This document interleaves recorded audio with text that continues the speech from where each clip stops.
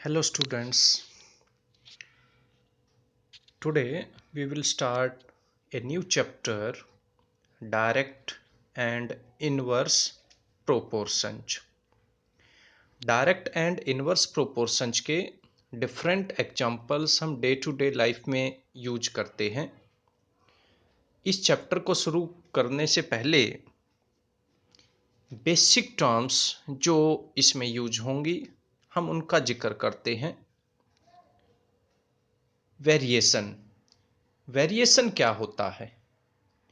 The word vary means change, and the word rate means how a quantity changes with another quantity. So, two quantities are said to be in variation if the values of two quantities depend on each other in such a way that a change in one causes a corresponding change in the other. What it means? क्या अर्थ है इसका? इसका अर्थ है कि जब एक quantity में कोई बदलाव हो तो दूसरी क्वांटिटी में किस तरह से बदलाव आता है। क्या एक क्वांटिटी के बढ़ने से दूसरी क्वांटिटी बढ़ती है या वो घटती है। तो वेरिएशन दो टाइप के होते हैं, डायरेक्ट और inverse. Direct and inverse. Direct variation क्या होता है? डायरेक्ट वेरिएशन को हम डायरेक्ट प्रोपोर्शन भी कह सकते हैं, क्योंकि एक पर्टिकुलर रेशियो आएगी। Two quantities x and y are said to be in direct proportion if they increase or decrease together in such a manner that the ratio of their corresponding values remains constant। देखिए बेटा, अगर एक quantity के बढ़ने से दूसरी quantity भी बढ़ती है तो हम इसको कहेंगे direct proportion and vice versa. यानी कि एक क्वांटिटी के घटने से दूसरी क्वांटिटी भी घटती है तो ये कैसा केस है? डायरेक्ट प्रोपोर्शन का। तो डायरेक्ट प्रोपोर्शन में हम क्या करेंगे? x upon y equal to constant, यानी कि x बाई वाई की जो रेशियो होगी वो हमेशा कांस्टेंट आएगी। इट मीन्स हम यहाँ पर अगर x और y दो क्वांटिटीज हैं, हमने दो क्वांटिटीज ले ली हैं, तो उसकी जो रेशियो होगी x अपॉन वाई वो कांस्टेंट रहेगी।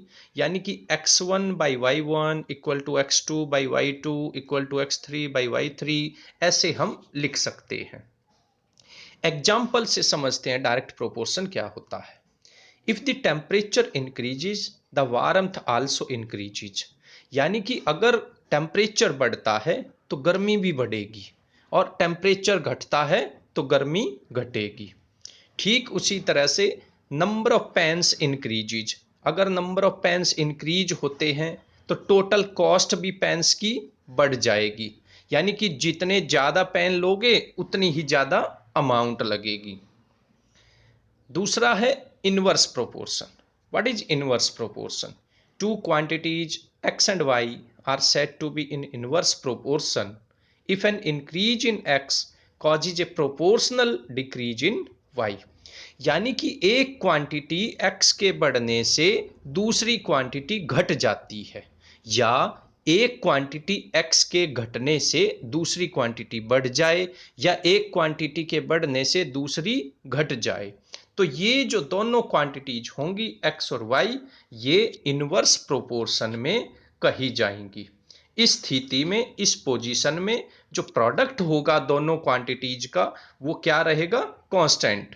कांस्टेंट कांस्टेंट मींस इसका मतलब x1 y1 equal to x2 y2 equal to x3 y3 and so on.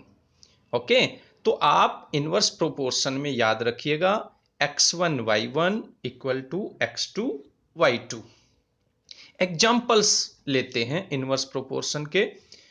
On increasing the temperature, देखिए जैसे जैसे टेम्परेचर बढ़ेगा तो कोल्डनेस क्या होगी? घटेगी। तो this is the case of inverse proportion. ठीक वैसा ही on decreasing the speed of the car, car की स्पीड कम है तो एक निश्चित दूरी तय करने में ज़्यादा समय लगेगा, और अगर स्पीड बढ़ गई है तो फिर निश्चित दूरी तय करने में टाइम कम लगेगा। So this is the case of inverse proportion. चलिए एक एग्जाम्पल से समझते हैं, क्वेश्चन लेते हैं। A machine in a soft drink factory fills 840 bottles in 6 hours. एक फैक्ट्री में, सॉफ्ट ड्रिंक की फैक्ट्री है, 6 घंटे में 840 बॉटल्स भरती है। तो how many bottles will it fill in 5 hours.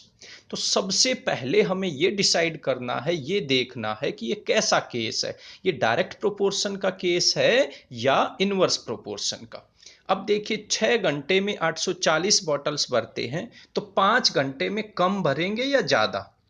तो आपको ये सोचना है कि बॉटल्स जो संख्या होगी, जो नंबर ऑफ बॉटल्स होगा, वो कम होगा या ज़्यादा। तो टाइम अगर ज़्यादा है तो नंबर ऑफ बॉटल्स ज़्यादा भरी जाएंगी। तो this is the case of direct proportion. और डायरेक्ट प्रोपोर्शन में क्या रहता है, दोनों क्वांटिटी की जो रेशियो है वो कांस्टेंट रहती है।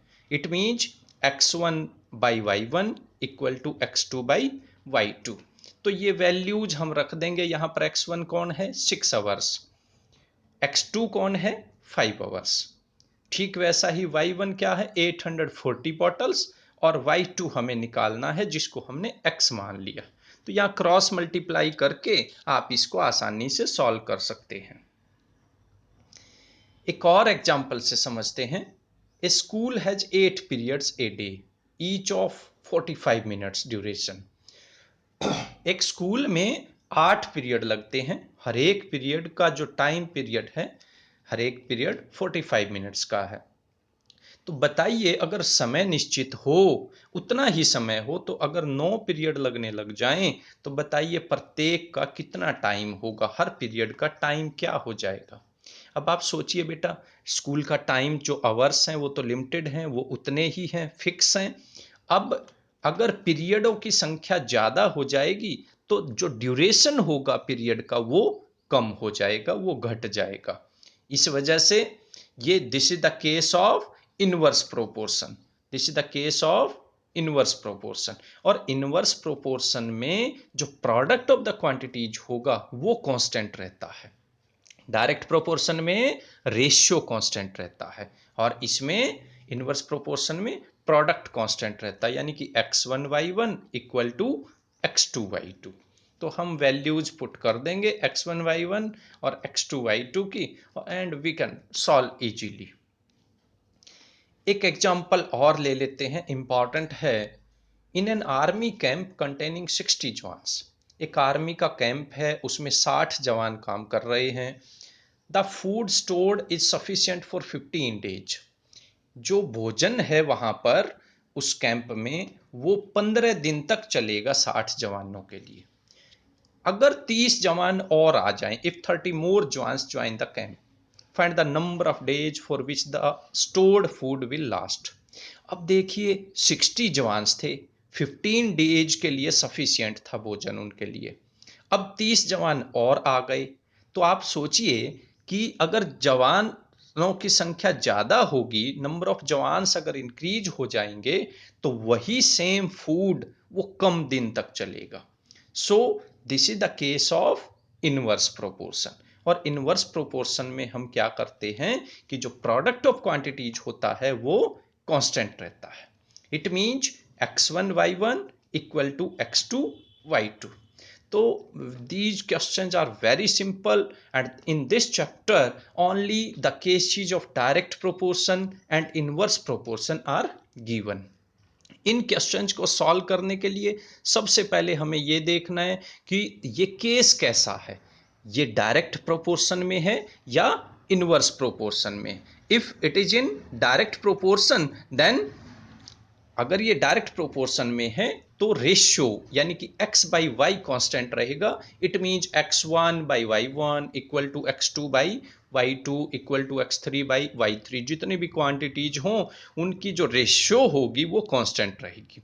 And in inverse proportion product of the quantities will remain constant. It means x1 y1 equal to x2 y2 equal to x3 y3। and we can find easily the questions. We can solve easily the sums of this type. Thank you. Have a nice day.